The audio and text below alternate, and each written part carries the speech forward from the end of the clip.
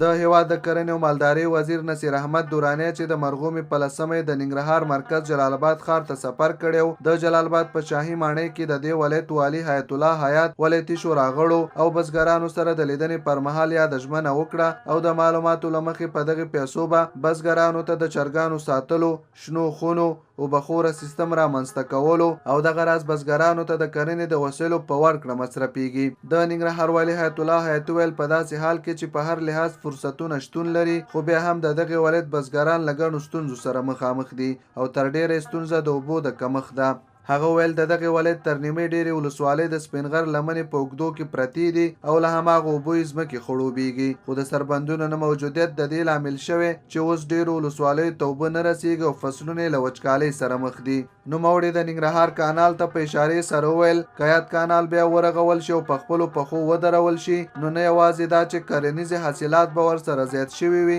بلکې زرګونه خلکو ته به د کار زمینه هم برابره شوې وي. ښاغلي حیات ډاډ ورکړ چې د کانال ځمکو د غاصبینو د نیولو لړۍ پیل کړي او که وزارت بیا رغونې ته پاملرنه وکړي نو لکه چې د پخوا په څیر به بیا د کانال حاصلات ټول هیواد ته ورسیږي. من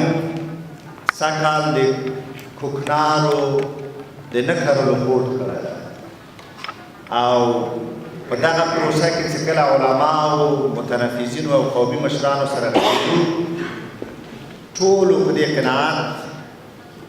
او باور کړی چې په دا تېرو 14 کلو کې د زراعت، مالدارۍ، باغدارۍ په دې برخه کې چې څومره مرستې شوي کېدای شي د افغانستان په تېرو حکومتونو د جنګ نه مخکې هېڅکله دا نه شوي او دا مو هوډ کړی و که یوه روپۍ هم څوک نوره مرسته نه کړي موږ به دا بوټی نه کړو. مننه کوم د هغه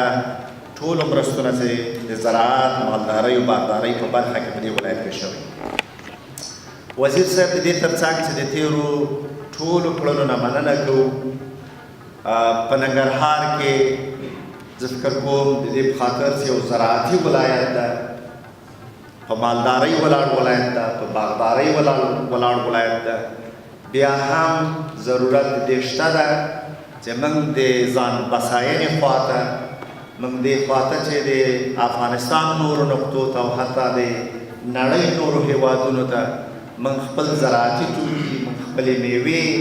او نور پیداوارونه صادر کړی شو، ولېږلی شو. ضرورت د دې ده چې په ګډه په ځینې مهمو پروژو باندې کار وکړو. موږ د اقلیم یا د آب و هوا د نقطې نظره په ننګرهار کې بهترینه زمینه د زراعت و باغدارۍ او د نورو دپاره لرو. حتی چې په افغانستان کې کېدای شي څو محدود داسې ولایتونه وي چې هغه د کال په اوږدو کې د کرکیلې او یا د نورو حاصلاتو دپاره مناسب وي چې یو د هغې نه هم ننګرهار ده او په دې کې دا زمینه مساعده ده. هیله مو دا ده هغه پروګرامونه چې تاسې لاس لاندې لرئ دغې آب و هوا او اقلیم ته په نظر کې نیولو سره توجه وشي او د دې نه اعظمي استفاده وکړو. موږ د یوې خوا نه سرشار غرونه لرو، سیندونه لرو، اوبه لرو، ولې له بلې خوا نه چې کله د بارانونو موسم، کله د واورې ویلې کېدو موسم راشي د موږ په زرګونو جریبه ځمکې له منځه ځي. یعنې موږ ته د دې په ځای چې د دې اوبو نه ګټه واخلو نقص ډېر زیات راغلی. موږ که د حصارک نه ونیسئ یا د آزرې نه تر لالپورې پورې په زرګونو جریبه ځمکه هر کال سیند راغلی. هیله مو دا ده چې موږ د سیند او د سیلابونو د دغې ناورین نه باید راووځو. موږ د دې په ځای چې خپلې ځمکې پرې بخوار کړو موږ نه ځمکې ونیسي. د دې دپاره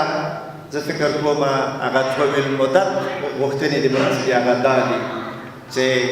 د حصارک نه نیولې تر نازیانو دور بابا پورې د سپین غر په لمنو کې چې کوم سیندونه او خوړونه راوځي هغې دپاره کوچني بندونه ډېر ضروري. زه مطمئن یم هغه ځمکې چې هغه د کونړ، د کابل، لغمان او د لوګر سیند چې کوم سرخاب سیند ورته وایي د دې لاندې نه دي او اکثره د ننګرهار ځمکې د موږ د سپین غره تر اوبو لاندې دي. د دغې وړو بندونو په واسطه سره به موږ وکولی شو چې یو د سیندونو د تخریب مخه ونیسو چې اوس زموږ ځمکې وړي، دوهم هغه ځمکې چې په زرګونو جریبه دولتي دشتې دي او د دې اوسنۍ اوبو د لیول نه پورته دي، موږ به وکولی شو چې دا په دې باندې اوبه خوار کړو. په دې کې شک نشته چې دا ډېر یوه اوږده پروژه ده، ولې اقلا په دا 14 کاله کې موږ په دغه یوه تنګي کې هم د یوه بند شاهد نه یو. مشرانو همداسې ده که نه ده؟ موږ د خودخیلو تنګي نه ونیسه تر مرګ خیلو پورې زاوا، وزیر، پچیراګام، نازیان، همداسې ښکته ځې په دغه هر یو تنګي کې وزیر صاحب بلان هغه ووړه او ژبه اوبه را روان دي او دومره اوبه چې یعنې که هغه اصلي تنګي ته سړی لاړ شي پکې پورې وتی نه شي، څو ژرندې اوبه پکې روان دي. ولې متاسفانه دغه اوبه په اوړي کې د منګه مثلا چپرهار ته نه رارسېږي،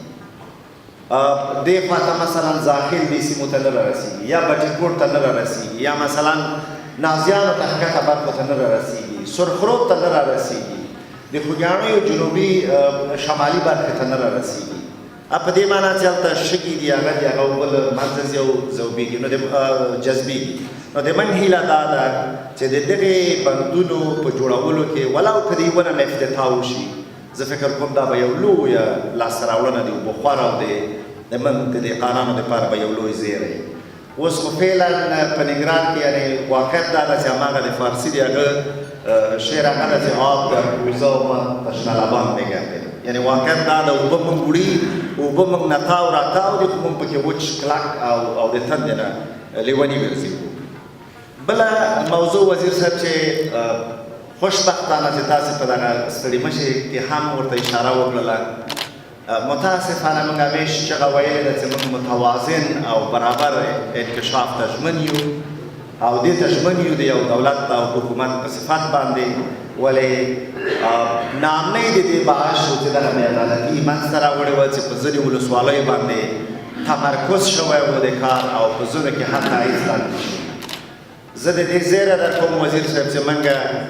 په تېرو 6 میاشتو کې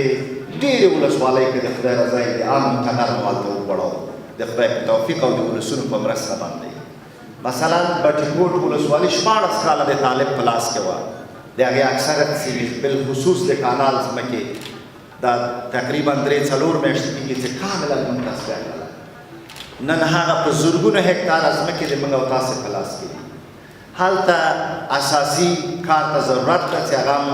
زه مطمئن یم چې د کانال پروژې په اړه تاسې موږ ته خبرې لرئ او ډاډه یم چې خدای وکړي په هغې کې دا مسایل په نظر کې نیول شوي. یا مثلا د فعلا په غني خیلو یا د شینوارو په لویه ولسوالۍ کې عملیات شروع دي. په دې کې داسې سیمې موږ تصفیه کړلې، دا باید وضاحت سره و چې د شینوارو په ولسوالۍ کې ډېره کمه ساحه د دولت په لاس کې وه او اکثره مخالفینو په لاس کې وه. ولې موږ داسې سیمې اوس تصفیه کړلې چې دا 10 کاله د دښمن په لاس کې وې، هلته د دو دفاتر وو، هلته د دو شبکې وې، هلته د دو مخربین وو، ځانمرګي وو. هغه ځایونه عاجلو مرستو ته ضرورت لري. او یا نورې ولسوالۍ چې هغې کې اوس ممندرې ته انشاءالله پلان او ځینې نورو سیمو ته هیله مو دا ده چې هغه ولسوالیو ته چې پخوا کار نه ده شوی، موږ عاجل څه بودیجه ولرو چې د موږ دغه عزیزان او دوستان رانه ناامیده پاتې نه شي او یو څه مرسته ورسره شوې وي. اساسي مرستې به ورسره وروسته کېږي، موږ بیا د نورو کالونو په پلان کې نیسو. ولې عاجلو مرستو ته هم د زراعتو، د مالداریو، د باغداریو په نورو برخو کې هغه چې د تاسې تر وسه دي انشاءالله هغې کې به ورسره مرسته کوو. من په ننګرهار کې کافي فرصتونه لرو. یو د ټولو نه لوی فرصت د کانال پروژه ده او موږ ژمن یو چې دا پروژه د تاسې سره اوږه په اوږه انشاءالله په خپلو پښو ودرو او بېرته یې هغه حالت ته ورسوو چې پخوا په دې 15,000 شاوخوا یوازې کارګر په کار ګمارل شو. موږ د دې اطمینان درکړو وزیر صاحب چې د کانال ځمکې ولیش چې چا لاس کړی دی هغه سره به حساب کوو. موږ دا اوس څو غاصبین عمده چې دا ځمکې غصب کړي نیولي یا ورانه تښتېدلی په کابل کې چیرې پټ ده او انشاءالله هغه به د همغې ځای نه نه شي او دلته به د ننګرهار ولس ته بېرته حساب ورکوي. ولسونو لکه مخکې مې څه اشاره وکړله وزیر صاحب کلک هوډ یې کړی چې سږ کال کوکنار نه کوي او انشاءالله دا به لرې نه وي چې تاسې وروسته د هغې نه چې په راتلونکي 3-4 هفتو کې سروي وشي تاسې به د ننګرهار د کوکنارو په کښت کې یو ډراماتیک هغه ووینئ کموالی ووینئ او هغه د دې ولس ژمنه داسې کړې ده دا ولس په خپله ژمنه ولاړ ده ولې موږ هم د حکومت په شکل باندې هغه څه چې په وس کې موږ دي د دې ولس د دغې هوډ په مقابل کې هم باید سره ګډ یو څه وکړو تر څو د دو شمله مو نور هم هسکه کړې وي په آخر کې یو ځل بیا وزیر صاحب د تاسو نه د زړه له تله مننه کوم چې تشریف مو راوړ زه ډېرې خبرې نه کوم د خبرې به بزګران کاروانګر او نور مسؤلین کوي زه مو در سره په څنګ کې یم والسلام علیکم ورحمة الله وبرکاته د ولایتي شورا غړي سرار الله مراد هم د بزګرانو ستونزې شریکې کړې او یادونه یې وکړه چې لا هم دغه ولایت کې بزګران د وچکالۍ سربیره د حاصلاتو د بازار نشتوالي سره هم مخ دي هغه زیاته کړه که د ملي اردو ملي پولیسو او نورو دولتي ادارو د خوړو په مینو کې د وطنیو میوهجاتو او سبزیجاتو برخه لازمه شي نو بزګران به په اسانۍ خپلو حاصلاتو ته بازار پیدا کړي زه دومره ویل غواړم چې د ننګرهار سالمه رهبري د ولایت د مقام د شروع لله الحمد زموږ د ولسونو سره مشورې نږدېوالی کشر سره مشر سره سپینګیري سره علماو سره دهقان سره بزګر سره په ولس کې د ټولو قشرونو سره فاصلې نشته دی او ډېر نږدېوالی دی او غټ ځای ته رسېږي د ولایتي رهبرۍ نه شروع تر 8 بس یا 9 یا 9 بس پورې زموږ کوم مامور قدرمن چې کار کوي د ټولو نه راضي یو شکرې کوو قدرمن وزیر صاحب په دې پوهېږو چې د هېواد په کچه لوی ننګرهار بدبختانه کوربت ده چې حرکتونه دی دا په د هېواد په کچه پټه نه ده که 20 ګرو دي که 10 ګرو دي که 15 ګرو دي متاسفانه تعداد ګزاري زموږ په بعضو ولسوالیو نه آغاز شوی دومره چې لوی ننګرهار متاثره شوی دی د جنګونو نه نسبت نور ولایتونه به داسې نه وي زموږ کاڼي بوټي حتی حیوانات انسانان شهیدان معیوبین دا ټول موجود دي نو څنګه چې دومره ځپېدلي یو دومره کړېدلي یو او نباتات او ونې حتی بوټي مو پاتې نه دي متاثره شوي د روانې 4 لسیزو د انقلاب نسبت نورو ولایاتو ته نو بیا هیله مو هم دا ده چې لږ توجه م راته ستاسو د بزرګوارۍ له مخې زیاته وشي بېلګې وایو په شمالي ولایتونو کې 4,500 ټنه غنم هغه څوک چې د وچکالۍ ځپلي دي هغوی سره کومک شوی که د یو خوا نه موږ کوربه د 20 ګرویو آغاز یې د لوی ننګرهار د ولسوالیو نه شوی زراعت مو متاثره شوی په پوره توګه دا وچکالي موږ هم زموږ ولسونو تېره کړې په لسګونو ځل باندې د خپلو کورونو نه دوی کډه شوي ښار ته راغلي نورو ولسوالیو ته تللي او بیا که تر څنګ یې موږ سره دغه کومکونه هم نه کېږي زه فکر کوم یو څه نامویدي به بیا واوسي مرکزي رهبرۍ نه دا چې ستاسو هڅې ستایو مخکې خبرو کې وویل شو ستاسې ګمارنه د زراعت د وزیر په توګه ګورو چې ننګرهار ته توجه شته او د اقصوم سفر دی راځئ د هغې قدرداني کوو خو په دې هیله چې موږ هم وچکالۍ واخلو زموږ ولسونه دا چې 4,500 ټنه غنم شمالي ولایتونو سره دغه کېږي هغه د په ساده کلیواله اصطلاح باندې د امورو د محلي سلوک په دې هیله چې په مشرقي قضاوت موږ ته هم راکړل شي افتخار کوو ویاړو ګورو موږ به یوما مالټې په 1400 کالداري یا په 1000 افغانۍ اخیستې د سوات او نومونه به یې پرېښي وو د کوم ځای او د کوم ځای او د کوم ځای. خو لله الحمد اوس په 2500 افغانۍ معادل موږ یو من خپلې مالټې اخلو د کوټ او خپل حاصلات او دې ته کار هم روان دی. هغه مالټه چې پاکه شوې وي هلته په کریټ کې ایښي معلومیږي چې دا سواتۍ ده دا د کوم ځای ده. ډېره ترجیح په لسګونو سلګونو ولسونو ته دا خبره موږ په خپلو ناستو مجالسو کې په شورا د ولس په کور کې یادوو چې راځئ دا خپلې مالټې واخلئ. یو خو ارزان هم دي، راځئ دا حاصلات واخلئ نسبت دې ته چې پردۍ خلطې ملاج کړي. نو لله الحمد اوس موږ ګورو جلال آباد په ښار کې په منونو خرورونو زمونږ خپل حاصلات د جلال آباد مالټه اخیستل کېږي او ډېر په ذوق او شوق خوړل کېږي د اولادونو د بچو سره. زمینه د کار مخکې والي صاحب وویلې د آب و هوا په لحاظ باندې د امنیت په لحاظ باندې سره د دې چې دومره جنګونو وځپلو خو بیا د مشرانو د قیادت د ښه رهبرۍ اوس هغه حالت نه راوتلي وو په لوړه کچه باندې چې چا به زړه نه ښه کوو یا به ډونر زړه نه ښه کوو موسساتو به زړه نه ښه کوو. تاسو ډاډ درکوو چې په لوی ننګرهار کې کوم ځای ته وغواړو چې موږ د بزګرانو سره کېنو انشاءالله د سپین ږیرو د علماو دولتي چارواکو د وکیلانو په مټ هر چېرته تللی شو. وخت مو ډېر نه اخلم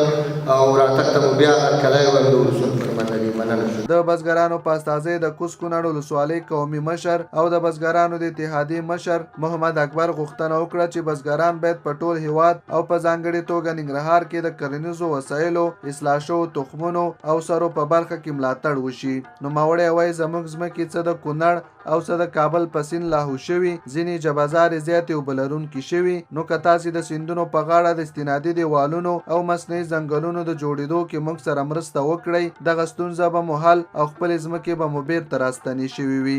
جناب وزیر صاحب محترم په دې کې به هېڅ شک نه وي یو ملک هله په خپو باندې ودرېدلی شي چې دا ملک زراعتي او صنعتي شي. ننګرهار د افغانستان د 34 ولایاتونه مخکې په والي صاحب جناب ډېرې ښایسته خبرې وکړې ما ته به ډېر څه پاتې نه وي خو په هغه اندازه باندې چې واقعا څومره موږ اوبه لرو او څومره موږ ځمکه لرو او څومره ښایسته آب و هوا لرو نو رښتیا ده چې د افغانستان په دې 34 ولایتونو کې به دا ډېره کم موږ د خپلو د کروندګرو د باغدارانو او د زمیندارو په نمایندګۍ په ډېره بښنه سره دا چې زمونږ په ننګرهار کې د کانال په کوم معیار یا په کوم اندازه مراد صاحب خبرې وکړلې موږ ستروس لرو او په څنګ کې زیتون لرو. زه فکر کوم چې دا به په نورو ولایاتو کې ډېر کم خو ننګرهار یې لري. ننګرهار د ده نه غني دی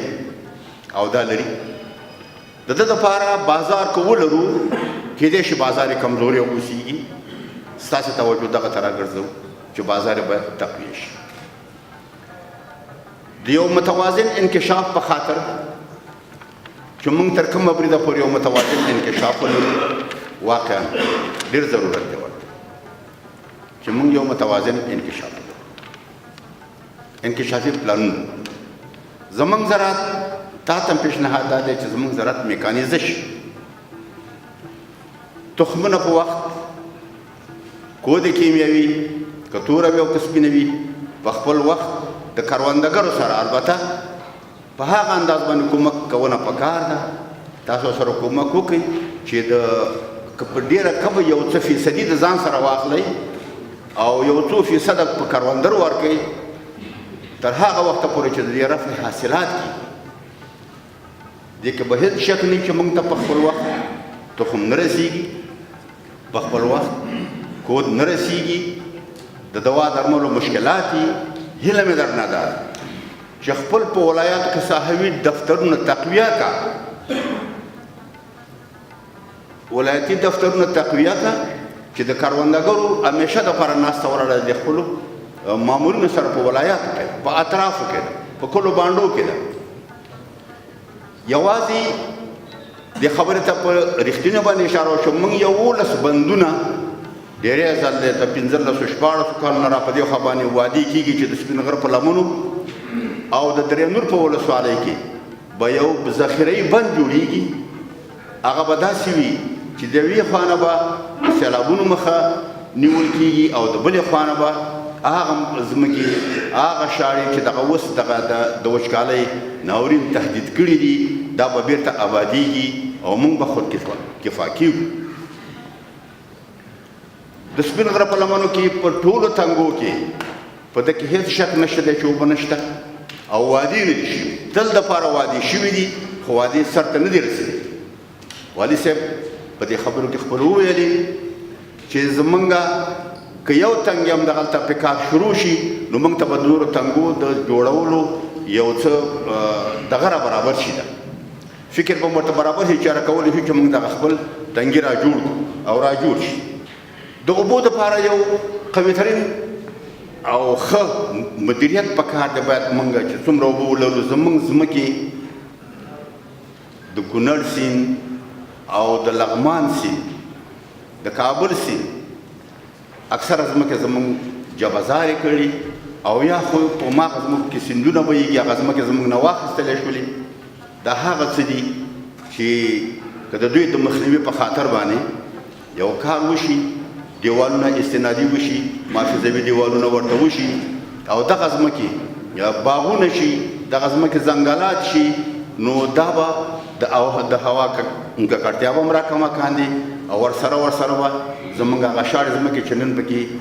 ته هېڅ استفاده نه شو اخیستلی دغه ځمکو نه موږ استفاده مو. جناب وزیر صاحب محترم موږ په ننګرهار کې کله چې په 2014 کال کې دلته زمونږ یو صاحبي دفتر په کار باندې پیل کړی دی او شروع شوې ده. داسې ومنه چې هغه دفتر زمونږ سره په هغه ساحو کې چې هلته امنیت مطلق ونه اوسېږي عام زمونږ هلته باغداران باغونه جوړ او باغدارانو باغونه جوړ کړي دي. نو په دې NLHP زمونږ یوه اداره چې دلته په کار باندې شروع کړي دا کارونه کوي. نو که زه یو مثال زه تاته عرض کړم چې زه د ګوز کونړ د ولسوالۍ اوسېدونکی یم خو په دې نوم نه په دې حساب ستاسو عرض دی چې په هغه کې 800 جریبه ځمکه باغ شوې ده خو د کروندګرو ته 140 لکه افغانۍ عاید اخیستی دی. دا ډېر اوچت ارقام دي. زمونږ ننګرهاریان ټول دې ته لیوال دي چې د اپین او یا د دې نورو مخدره موادو په عوض باندې خپلو ځمکو کې باغونه جوړ کړي تر څو پورې چې یو حلال رزق دغه نه په لاس باندې راوړي او خپل اولادونو ته په مخ کې کړي. ستاسو توجه راګرځو همدغه ته چې موږ په ځینې ځایونو کې که امکان ولري او وشي نو ننګرهار کېدلی شي چې دلته د پستې باغونه جوړ شي. موږ وچوبې لرو موږ ځایونه لرو پسته زیاته اوبو ته هم ضرورت نه لري د هغه نه به موږ برخمن اوسېږو او هغه به هم زموږ یو هڅې دي چې زموږ دغه د ژوند معیار پې اوچت او مخ بره ځي یو ظرفیت پې لوړېږي بېکاره خلکو دپاره به کار پیدا شي. نو د دپاره ضرورت دی چې تاسې موږ ته د پستو باغونه جوړ کړئ. وچکالۍ په دې کې به شک نه چې ټول منطقې تهدید کړي ټول افغانستان اکثره تهدید شوی دی. مراد صاحب خبره وکړه چې د هغو سره کومکونه وشولو ډېر وشولو په هر معیار کې چې خو د ننګرهار سره په هغه اندازه ونه شولو لکه څنګه چې ننګرهار سره لازم و. تا جناب په خپله ننګرهار ته یو لقب ورکړی چې ننګرهار د کابل دروازه ده. نو راځئ دغه د دروازې دهقان او د دروازې مسؤل خلک لږ ښه ساتي که دغه د دروازې مسؤل ښه ونه ساتي نو خو بیا به د په کور کې هر سړی راګرځي دا ستا شعار دی جناب تا ویلی دی چې ننګرهار د مرکز یا د کابل دروازه واقعا زمونږ دا باور دی چې ته ننګرهار سره یوه خاصه مینه لري خو دا هم ومنه چې ننګرهاریان هم له تا سره خاصه مینه دا که تاسې په کوم اندازه باندې مخکې د دې وزارت نه چې تاسې په انکشاف اتحاد وزارت کې کار کړی دی اول ته هم کار کوو هم درنه د ننګرهار ولسونه راضي دي خوښ دي درنه خوشحاله دي او که اوس فعلا لپاره ته د زراعت په وزارت کې او د مالدارۍ په وزارت کې وزیر صاحب موږ ته هماغسې قدرمن یې لکه څه رقم چې وي موږ تاسو ته احترام لرو ننګرهار ټول تاسو ته احترام لري د ننګرهار په اعتماد کې واخله د دې ناستو ولسونو چې دا د ولسونو نمایندګان دي د کروندګرو نمایندګان زموږ غږ تر رئیس جمهوره پورې ورسوه داسې ورسوه چې ننګرهار ستا سره ملاتړی دی داسې ورته ورسوه چې ننګرهاریانو هوډ کړی دی چې نور د کوکنار کشت او کار ته د پای ټکی ایښودی دغسې ورته ووایي چې دلته به ننګرهاریان دي چې په لږ وخت کې به انشاءالله د جناب والي صاحب په ډېرو هلو ځلو سره به ننګرهار یو مثال د امن او د امان د نورو ولایتونو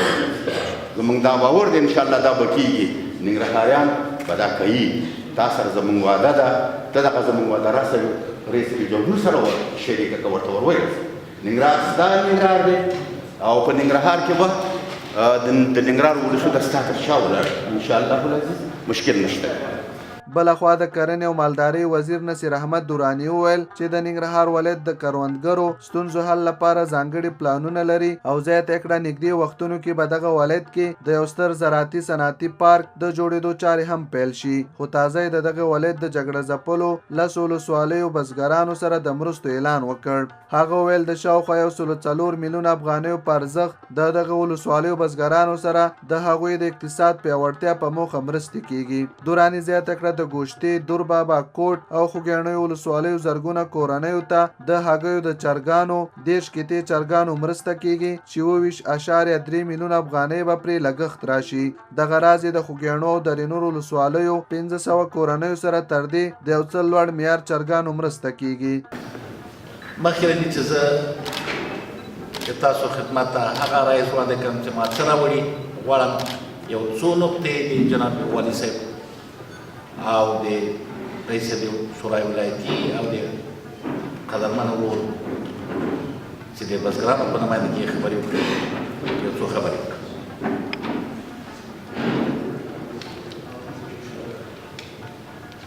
یقینا لکه څنګه ستاسو ویلي ننګرهار نه تنها د کابل دروازه بلکې دا د افغانستان د سالمیت د حاکمیت یو لوی مدافع علاوه له دې د ننګرهار خاص پیژندګلوي په دې ده چې ننګرهار د هر افغان کور زه ګمان کوم چې دا صفات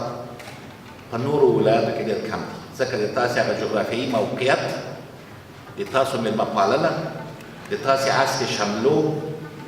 دا صفات تاسو ته پکار دي په افغانستان کې به داسې څوک هم نه وي چې د ننګرهار مالګه او اوبه یې نه یې خوړې نه یې څښلې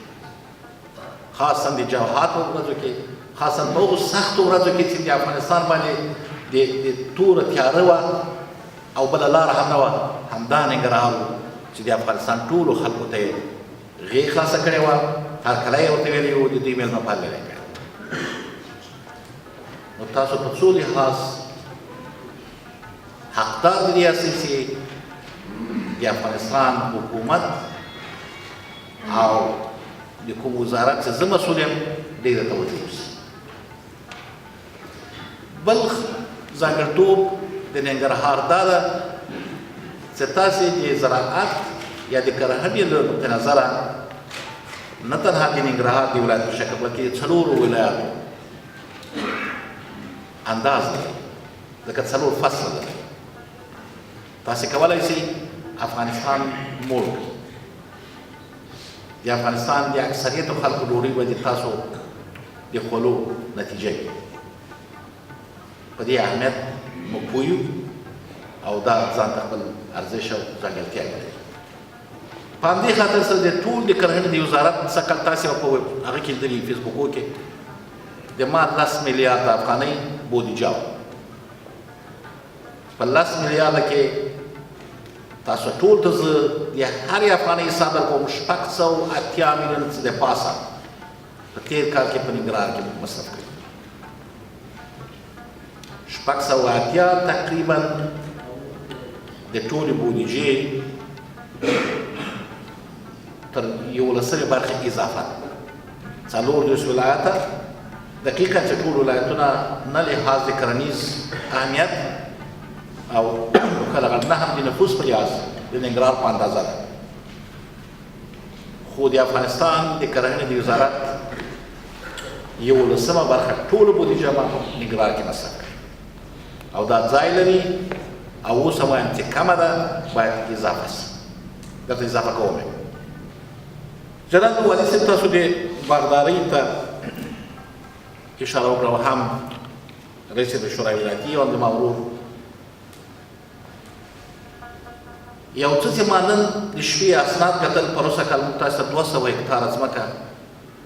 د باغونو دپاره تخصیص کړې وه او د متراکم باغونو دپاره هغه دواړو کې ننګرهار بېرته پاتې. علتونه مې وپوښتل، علتونه دا وه چې وایي علاقمندي ورته کمه وه. د ما لخوا تاسو ته باغونه وه، پیسې وې، اما مراجعه کوه. یم هیله دا ده چې سږ کال تاسو دا لېوالتیا وښیئ، نه تنها چې د سږني پلان بلکې د پروسږني کمبود هم پوره کړئ. د دې دپاره چې ننګرهار ته ښه خدمت شوی، د لویې پروژې مسؤل صافی صاحب او دا د ننګرهار د ما شخصي غوښتنه په صفت یو وزیر له ده نه هم د یو افغان په صفت او د یو ننګرهاري په صفت چې باید ډېره توجه وکړي. زه حاضر یم چې د پیشنهادونو د ننګرهار رابطه سره حکم وکړم. اوس په تاسې پورې ده او په ده پورې. د اوبو په رابطه سره متاسفانه د افغانستان په د اوبو په قانون کې تر اوسه هم څه مشکلات دي. د افغانستان په ادارو کې په ډېر تاسف سره ملي دید ډېر کم ده. هر وزیر هر وزارت وایي چې زه د ډېر غټ یم، بدون چې موږ فکر کوي چې دا آیا د دې ملت بیچاره په ګټه ده که نه ده، آیا زه دا کار سرته رسوی سم که نه سم رسولی. خو غواړو چې ډېر چاغ واوسو. اوس د ولسمشر په حکم باندې د اوبو په قانون باندې سخت کار روان ده. امیدواره یم هغه قانوني مشکل چې د ما حل سي، د تاسو ټولو فرمایشاتو به البته د یو مهاله پلان په رڼا کې دې ته ځواب وایم. دقیقا جناب والي صاحب تاسې ښه کتګوري وکړه دې مسایلو، ځکه دا د یوې ورځې د ورځو یو د یو کال کار نه ده، خو د یو مهاله پلان باید دا کار وشي. دا د اوبو د مدیریت یو ضرورت ده او د اقلیم د تغییر په نتیجه کې دا مسایل نور هم پاتې کېږي او د اقلیم د تغییر په نتیجه کې او دغو تغییراتو د بدو اثراتو په نظر کې نیولو سره اولینه د اقلیم د تغییر پروژه چې 22 میلیون ډالر ده له ننګرهار نه ما پروسه کار شروع کړه او دا به غځېږي. جناب والي صاحب تا نه او ستا د ټولو هغه کسان چې د ننګرهار شملور دي او تا نه حمایت کوي، مننه کوم چې د کوکنارو د کار د نه کار تعهد هم کوي. له الله نه تاسو ته او ټولو خپلو ننګرهاریانو ته دا توفیق غواړم چې په دې کې کامیاب شئ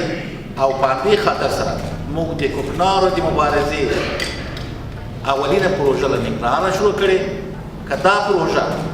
الله تاسو توفیق درکړي او موږ کولی شول په خپلو حدودو کې تاسو سره کومک وکړو، دا صفر ته ورسوله، تاسو به د افغانستان د کوکنارو د نه کار د مبارزې یوه لویه برخه یاستئ او هغه فندونه یا هغه کومکونه چې ما ته وعده راکړل شوې ده ننګرهار یې محک. تاسو نه تنها خپل ننګرهار ته بلکې ټول افغانستان ته به خدمت کړی وي او الله دې تاسو ته توفیق راکړي. د کرنې د وزارت لخوا نه هر هغه امکانات چې ما په لاس کې زه ستاسو خدمت کې د کانال په پروژه کې یقینا موږ لوی قدم واخیست. هغه موږ دولتي شرکت خو د موږ ډېر موانع هغه غصب بې امني وه. د تاسو نه مننه کوم او تاسو د دې امنیتي چارو کړو بریالیتوب غواړم او کومې کامیابۍ چې تاسو په نصیب شوي تاسو ټول ته مبارکي وایم. که دا دوه موانع له کانال نه ماته لرې شي انشاءالله چې کانال هغه پخوانی نوم او حیثیت چې دلاره تر هغه به لا څو چند شي. د کانال په رابطه سره موږ اساسي قدمونه اخیستل شوي دي. دا به بیخي او تجارتي بڼه به اختیاروي او په عین زمان کې د غوړیو فابریکه هم په ایټالیا کې اخیستې ده او انشاءالله موږ په تدارکاتو کې چې هغه را انتقال کړو او دلته تاسو ته د زیتونو غوړي هم وباسي چې دا به هم د کار ایجاد کړي، هم به سټنډرډ غوړي پیدا کړي، هم به بینالمللي مارکیټ ته لار پیدا کړي. تاسې د علم رڼا کور یاستئ، تاسې د تورو تیارو د تمبو لرې کولو کور یاستئ. په تعصب سره ستاسو جغرافیایي موقعیت دا په تاسو باندې راوستی او دلته نه تنها د ننګرهار بلکې د ټول افغانستان مسؤلیت دی ستاسو سره اوږه په اوږه د دې بلاو په شاتمولو کې هم کومک وکړي هم مسؤلیت لري. د وچکالۍ په رابطه سره تاسې یوه ګیله لرئ، ګیله مې په سترګو. اما د امام حسین رضی الله عنه د مبارزو تاریخ هم دا ښودلې ده او مثالونه راوړل کېږي چې کوم وخت د اوبو جام دلته راغلی چې یو بل څوک به له ما نه ډېر تږی هغه ته یې ورکړي. راځئ په دې باره کې د ننګرهار اول شي. د شمال په ولایتونو کې قحطي دې حد ته راغله چې انسانانو د څو ورځو لپاره خوراک کوي. د جنګونو د داعش مشکلات په ولایاتو کې تاسې یې مه اورئ، ننګرهار نه کم نه دي. الله دې تاسې په دغه حد ته نه احتیاجوي. خو په هر حال بیا هم په کومو ځایونو کې ضرورت وي جناب والي صاحب یو پیشنهاد راولیکئ. انشاءالله زه به د تاسې په نمایندګي کومه توجه چې ولسمشر هم لري ننګرهار ته هغه مقدار به زه انشاءالله هغه نه درته طی کړم. حاجي صاحب محمد اکبر یقینا د تاسو د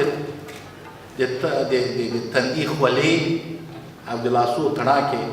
زموږ ټولو افغانانو خاصا ما ته د غرور او د اقتصادي استقلالیت حس راکوي. که تاسې بزګر موجود نه وی موږ به ټول دسترخوانونه به مو خالي وو او همیش به روزه وو. تاسو نه تنها موږ ته په خپلو دسترخوانونو کې حلاله روزي راکوي بلکې د افغانستان اقتصادي استقلالیت ګټوي. ټولو ملکونو کې زراعت ډېر مهم ده خو په افغانستان کې تر ټولو مهم ده ځکه زموږ اوس نور هیڅ نوع خدمات نه لرو،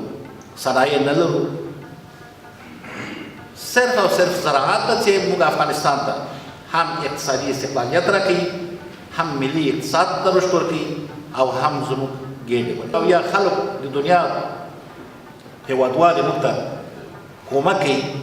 ډېر کم او په عین زمان کې ورځ په ورځ کومکونه نور هم محدودېږي ځکه دنیا اولویتونه هم فرق کوي. تر هغې چې زما او تا سره ګډ شریکې وي هر څه یې وي خو په هغه زمان کې چې ګډ تفاوت وکړه بیا نه وروري شته نه ملګرتیا شته او نه هم نور څه. نو د هغو مالي امکانات په نتیجه کې چې کوم موجود وي په دقت سره په شفافیت سره او په پاک اخلاص سره باید د کروندګرو په لاس کې ورکړل شي. دې تاسو سره موافق تنها اوس زموږ هره پروژه 3 چنده قیمت لري. ما په تېر کال کې 10 میلیارده افغانۍ مصرف کړې خو په دې باندې که چیرې صلح وي، امنیت وي او د دولتي او شخصي کسانو غلا او خیانت نه وي 3 چنده پروژې تطبیق کېږي. په په دې 10 میلیارده کې د 10 میلیاردو ځای نیسي. په ډېر تاسف سره چې ملي پانګه هغه څنګه چې ده په هغه شکل سره نه تطبیقېږي. دا ډېره پاکه خبره ده او زه د جناب والي صاحب نه مننه کوم. د ده سره په مشوره کې ما دلته تغییرات هم راوړي او دا صرف د دې لپاره چې د نګراریانو ته پاک صادقانه او ښه خدمات ورسي او زه حاضر یم هر نوع تغییرات. جناب اکبر خان په تجارتي صنعتي بخش اشاره وکړه. په ډېر ډاډ درته وایم په راتلونکي 1 یا 2 کلو کې په ننګرهار کې لوی زراعتي صنعتي پارک جوړېږي. یو بله پروژه چې د بانک اسیایي نه محصول شوې ده په هغې کې ننګرهار ته مې اولویت ورکړی. اوس موږ استخدام کوو. 2 هفتې مخکې ما ته هغه کوم پروګرام د دې برنامې چې ما ته راوړ، موږ متاسفانه مشکلات لرو په افغانستان کې. یو تعداد خلک څه ګوتې کولې ننګرهار کې نه وو. هغه پروګرام مې ایسته ور واچاو، ما چې ننګرهار نه وي دا پروګرام زه نه منم.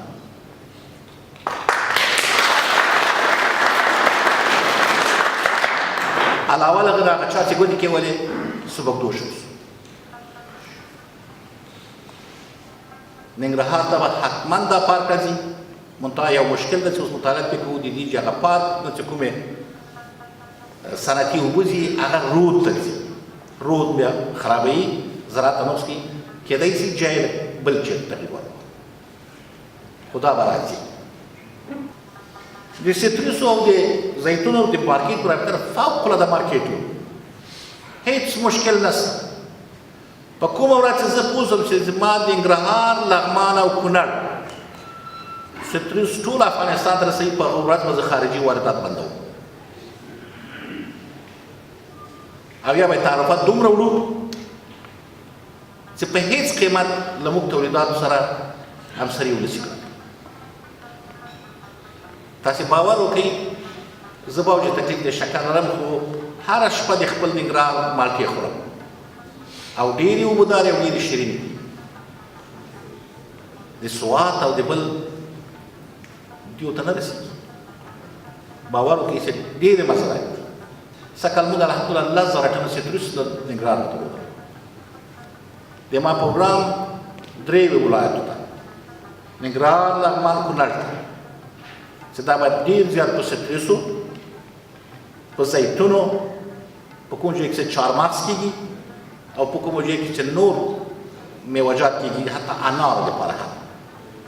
دا به اختصاص ورکوو او پس د ولایات په اساس دوی د خاورې د مشخصاتو او آب و هوا په نظر کې هغه باغداري کوو چې هلته هم ډېر تولید ورکړي، هم اقتصادي وي، هم ډېره ګټه راوړي دهقان ته. نو انشاءالله تاسې به د افغانستان د سټریسو او د دغو نورو میوه‌جاتو کندوی او موږ مارکېټ داخلي فوقالعاده. تاسې وګورئ په زرونو ټنونه مالټې له پاکستانه راځي.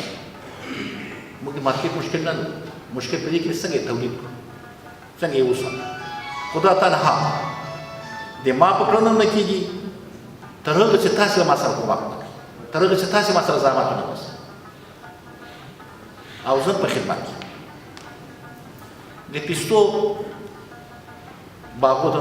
سږ کال تاسې ته په پلان کې 15 هکتاره نمونوي باغونه د پیستو درته کړم. که نتایج یې ښه وو، په آینده کال کې به 3 چنده 4 چنده. خو د زراعت یو شی دی چې دا هم تحقیقي ده هم تلفیقي ده. تحقیق چې ونه شي، که موږ ډېر شیان یو دم کړو بیا نتیجه ورنه کړي، هم ته خوارېږي هم زه. نو ښه خبردار چې نتایج ته به ګورو په سره په مخکې شو. صافی صاحب نن کال لري، سږ کال د پنځونې ورته 10 وکړې، ته چېرې نتیجه یې کړه. د میکانیزه په رابطه سره خبره وکړله، که څه هم د موږ په ټولو ریاستونو کې یو تعداد تراکتورونه لرو، خو موږ غټ مشکل میکانیزه کې څو شی ده. یو دا ده چې دولت یا حکومت نشي کولی چې هر چا ته تراکتور ودرېږي. تاسو ټول پوهېږئ، زه پاکې خبرې درسره کوپراتیفونه لرئ. د کوپراتیفو چوکاټ کې موږ تاسو ته تراکتورونه درکړي. اما رښتیا ووایئ چې دا کوپراتیفونه صادقانه کار کوي؟ نه کوي. ما په خپله څو کسان لیدلي دي او انشاءالله که تاسې له ما سره لاس راکئ د دوی په پلار به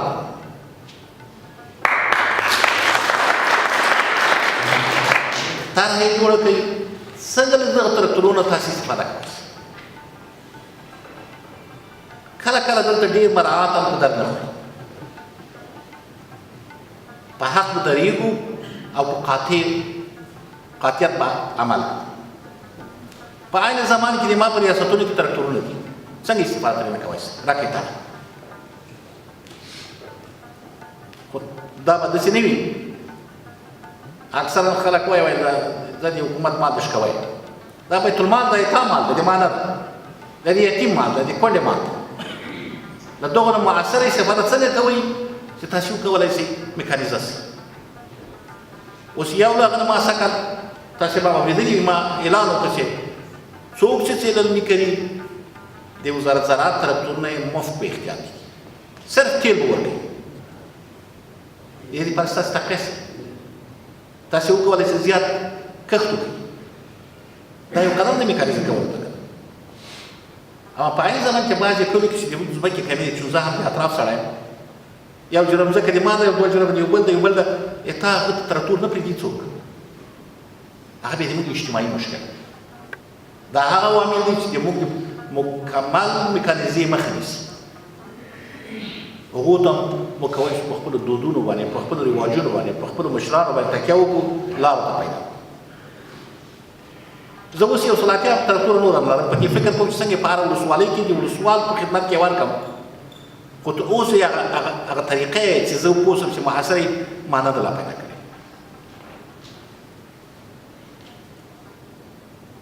او بیا په آینده کې څنګه دا زیات کړو. یعنې په میکانیزه کې د تاسې کومک له ما سره ضرورت ده. یا په تاسو د مثال څنګه کولی شو د وزارت زراعت دا تراکتورونه که مؤثره لارې وي په تاسې یې زه خرڅ کړم او دې پیسو باندې زه بیا نور راوړم، تاسې په سبسایډي وي چې تاسې هم استفاده نه وکړئ. دا هغه لارې دي چې تر څو تاسې په دې کې ما طرحه رانه کوئ چې هم پایداري د سیستم تضمین شي، هم تاسې ته کومک شي. په دې فکر وکړئ.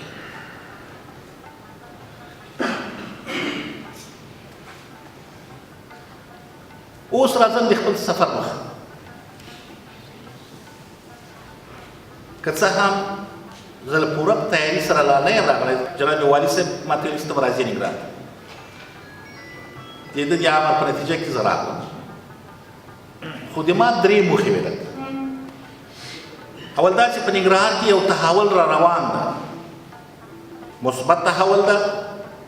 د ملي شتمنیو ساتنه ده، او په ننګرهار کې د سرمایې د جذب امکانات شته. د ننګرهار د خلکو مخ اوري په بله خوا. نو له دې نه په استفادې سره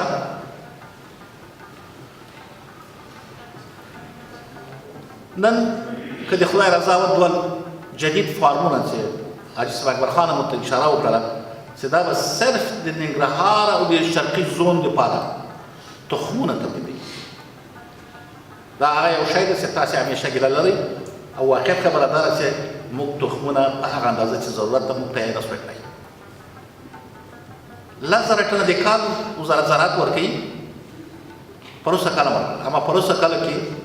په 10,000 ټنه کې تقریبا 1,500 ټنه غلط غنم یې درکړي. غلاوې کې څه وي، خیانت کې څه وي. هم د کرنې د وزارت مامورینو کې غلا کړې وه، هم هغه شخصي شرکتونو خیانت کړی او په دې نتیجه کې 22 شرکت هم څاروالي ته معرفي کړي. سږ کال یو پاو هم ترې وانخیست. سږ کال هم که لږ تخم تاسې ناوخته راغلی علت یې دا و چې دې مافیاو غوښتل چې دا پروسه سبوتاج کړي خو ما د خپل خدای سره تعهد وکړ چې دا یو بزګر ته یو منه ورنړم خو د خیانت شی نه ورم زه باید مقاومت وکړم تر څو د آینده لپاره د حلال پاک شي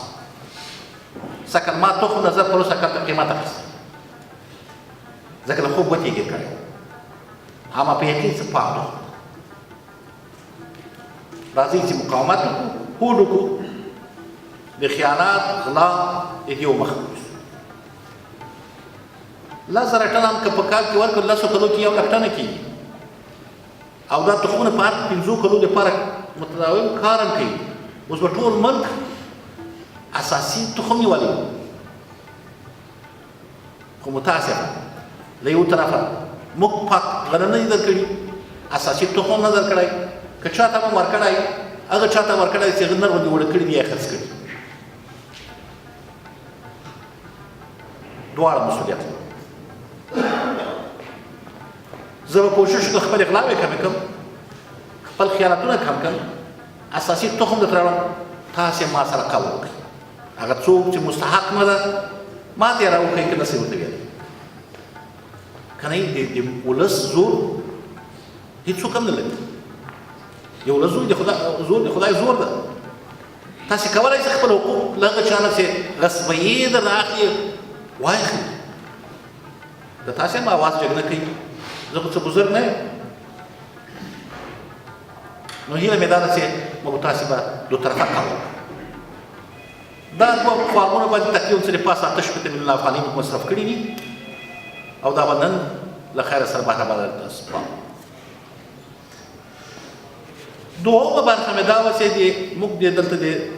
تغییر اقلیم پروژه پروسه کار افتتاح کړې او په عین زمان کې د غیر متوازن انکشاف په ننګرهار کې آواز چوک شو نن تاسو سره راغلی یم چې خپل تعهد مې در سره کړی چې متوازن انکشاف ته واړم او هم هغه 15 ولسوالۍ چې زیاترینه صدمه یې د داعشیانو لخوا لیدلې ده هغو ته باید کار وشي نن تاسو وایم په 2 هفتو کې به هغه ولسوالۍ سره د شپږو نور په دې وختو کې هغه د ډونر هیات را روان ده ما سره دا پکې شاملېږي خو مخکې له هغه نه غواړم یو څه شی همدغه ولسوالۍ ته اعلان یعنې دا به هغه اولنۍ لړۍ وي د کرنې د وزارت چې په دغو ولسوالیو کې په دې ولسوالیو کې په لاندې ډول غواړم چې پروګرامونه اعلان کړم او مجموعاً نن چې کوم چې برابرۍ ته سپارل کېږي چې 8 میلیونه افغانۍ په 2 فارم دي او هغه کومکونه چې نن په شکل د یا د چرګانو د فارم یا د سربان یا د شنو خونو او یا بل قسم د کوټ یا دې په رابطه سره اعلانېږي جهمان چې د پاسه 4 میلیونه افغانۍ د ګوشتي دوربابا کوټ او خوږیانۍ ولسوالۍ زر دېرش چرګان زر فامیلو ته هغه خویندې هغه کورونه چې نهایت مستر دي زر دانې دېرش چرګان ورکول کېږي او دې ټولو قیمت تقریبا 9.3 میلیونه دا وایي تخم د هګۍ دپاره چې دوی خپل مشکل حداقل د دفتر پې حل کړي او خوږیانۍ ولسوالۍ ته 500 قطعې چې دا لږ څه تجارتي دي یعنې هغه څوک چې دې کولی شي چې یو کوډۍ ورته برابره کړي یو څه مصرف ورته وکړي البته دا نه معنا چې ترې وحده پورې چې دا موږ سره ورکوو تر څو دوی په پوه ودرېږي او دلته دوی کار ایجاد شي د اچین رودات کوټ چپرهار شیرزاد خوږیانو ولسونو ته د 15 تجارتي شنو خونه چې دې تقریبا 9.5 میلیونه افغانۍ کېږي دې ولسوالۍ کې ورته جوړ کړو چې دوی ژوند اقتصادي او اقتصادي وده وکړي البته انکشافي پروژې وروسته راځي نوي کال کې انشاءالله هغو ته هم دا کار او د 18 میلیونه افغانۍ به کرنیز توکي چې دوی خپل کرنیز کارونه کوي دا به نن ورته امضا شي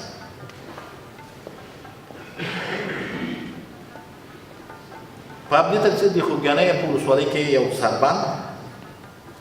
چې 1500 جریو ځمکه په خړوبه شي د هغه باندې انشاءالله چې کار شروع دا هغه اولني لازم کارونه وو چې د کرنې وزارت لخوا به په دغه محروم ولسوالیو کې شروع کېږي او درېیمه موخه مې دا وه چې لکه مې چې واورېدل له جناب والي صاحب څخه له جناب رئیس صاحب د شورای ولایتي نه او محمد اکبر خان څخه ستونزې څه دي چې شي ته اولویت ورکړو له اولې له کومې شروع کړو او څه کولی شو په ګټه دا دې ما درې موخې ویلې دي راتګ خو تر ټولو مهمه دا ده د ماشاءالله ورونو لکه څنګه چې مخکې ما وویل چې تاسې جغرافیایي موقعیت په هر لحاظ اهمیت کله یوې خوا هغه جنجالونه کوي له بلې خوا نه هم تاسې دروازه یاستئ هر هغه توکي چې په قاچاق راځي په غلطۍ راځي ما سره کومک وکړئ چې ویې درولو د مثال په توګه ما درې ورځې مخکې اعلان وکړ چې نور زاړه چرګان د پاکستان ملک نه پرېږدم خو هغه ورځ 2 موټر راغلي کابل ته یا د ما محمود په قرنطین کې پیسې خوړلي یا په ګمرک کې مشکلات دي یا په لاره کې ما سره څنګه کومک کولی شي که جناب والي صاحب امنیتي ارګانونه او د ننګرهار ولسونه له ما سره کومک ونه کړي د چرګانو سکتور چې کې یو مهمه برخه په ننګرهار کې دا وده نه شي ما هر نوع هلې ځلې وکړې چې د سکتورونو د جګوالي لپاره اوس د رئیس جمهور په خاصه توجه ټول امنیتي ارګانونه په هفته کې یوه ورځ له موږ نه چرګان اخلي او دا یې تاسې لپاره لوی مارکېټ دی که تاسې تولید زیات کړي دا 2 ورځې هم کولی شو 3 ورځې هم کولی شو بله لار چې ما وپوهېدله چې د چرګانو د رشد لپاره د صنعت د رشد لپاره ښه لار دا ده دا زاړه چرګان چې دلته راوړي دا صحي عمل دی په نورو ملکونو کې اور اچول کېږي له خاورې نه کېږي دلته د ما عزیزانو ته ورکوي هم مې پیسې راناخلي هم مې واسطې ورونو راځئ دا جهاد رجال کې له ما سره شریک سه هر چېرته مې چې ولیدل مسؤول یم زه یم ویې نیسئ اور ورته کوي په ولا چې دا رقم قدمونه وانخلو که دا عمل بیخي جوړ شي په دې کې تاسې ډېر پوه یو پرون ما تعقیب کړي 400 چرګان کونړ ته تللي د رئیس کونړ ته مې وظیفه ورکړې ده چې ګرځي په ارامه خو دوی ملا کرانه خوب وکړي پکتیا ته مې وظیفه ورکړې ده پکتیا ته مې ورکړې ده لوګر ته مې ورکړې قندهار ته د شپې هم نفر ورته کېنولي متاسفانه چې موږ یو بندرونه لرو یو نور فرعي لارې لرو دا ټوله په دې نه سو ویلی چې یاره په ګمرک کې ورته مشکلات وي پیسې به اخلي خرابي به کوي خیانت به کوي په نورو لارې یې راوړي خو په دې ملي جهاد کې دې لپاره چې زموږ د چرګانو سکتور تقویه شي ما سره کومک وکړي په عین زمان کې د میوجاتو لپاره بېګاه هم د تدارکاتو جلسه وه رئیس جمهور سره پرنسیپ کې دا ومنله چې نور به داخلي تولیدات 30 خرابه تولید زراعت لرو دا به د موږ امنیتي سکتور نه اخلي اما په عین زمان کې دا هم ډېره مهمه ده چې امنیتي سکتور خو وږی نه شو پرېښودلی هغه بیا د ما او تا د ژوند پس له خدایه ساتونکي دي د دې خاورې ساتونکي دي د هغو عزت هم باید وشي څنګه کولی شو چې دوی هم فیصله داسې نه شي چې منتظر دي چې د ما میوه ورځي اتحادیه جوړې کړي زه یې درته رجسټر کوم وزارت عدلیه کې مصرف زه ورکوم غواړم چې اول د خریداري د ما له دهقان اوسي د ما له بزګر اوسي مابین کې چې څوک پیسې ګټي هغه تاسې وګټئ که تاسې په نس ماړه سوئ موږ ټول ماړه د عمل جوړ نور درک هم لرم زه تاسې سره په همیشه به راځم درسره کښېنم او تاسې که مشکل لرم لطفا ما سره شریکې کړئ د ما دروازه یې تاسې په خلاصه ده ټلیفون مې را سره شته، همیش ټلیفون زه په خپله اخلم. که نه جناب والي صاحب شته د سره شریک کړي، ما ته به ووایي، بیا به یې وخت سره کېږي، یا به زه تاسو خدمت ته راسم، یا تاسې ته زحمت درکړم چې هلته راسئ، په ګډه به کار وکړو او د ملک او خاصا د ننګرهار په آبادۍ کې به ټول یو ځای قدر اخلو. السلام علیکم ورحمة الله وبرکاته. د کرنې او مالداري وزیر د معلوماتو له مخې دغه راز د چین، شیرزادو، کوټ، چپرهار، روداتو او خوږیاڼیو ولسوالیو ګڼو بزګرانو سره د 25 نوښونو جوړېدو برخه کې هم د 49.5 میلیون افغانیو مرسته کیږي. دیوی د دغو خونو په جوړېدو به هر وخت یاد بزګران تازه سبزیجات بازار ته وړاندې کوي چې هم به ورسره زراعتي حاصلات زیات شي او هم به یا د کورنۍ اقتصاد پرمختګ وکړي. نصیر احمد دوراني دا هم وویل چې په مرسته شوو پیسو کې 8.3 میلیون افغانۍ بزګرانو سره د کرنیزو وسایلو په خاطر مرسته شوي چې هغوی ته به بېلابېل کرنیز وسایل ورکړل شي. نوموړي دغه راز د بزګرانو د اقتصادي پیاوړتیا په موخه بزګرانو ته وویل چې د خپلو حاصلاتو د بازار موندلو لپاره د اتحادیې جوړې کړي څو دوی سره راجستر او دوی کرنیز حاصلات په نورو وزارتونو ځانګړې توګه دفاع او کورنیو چارو وزارتونو وپلوري.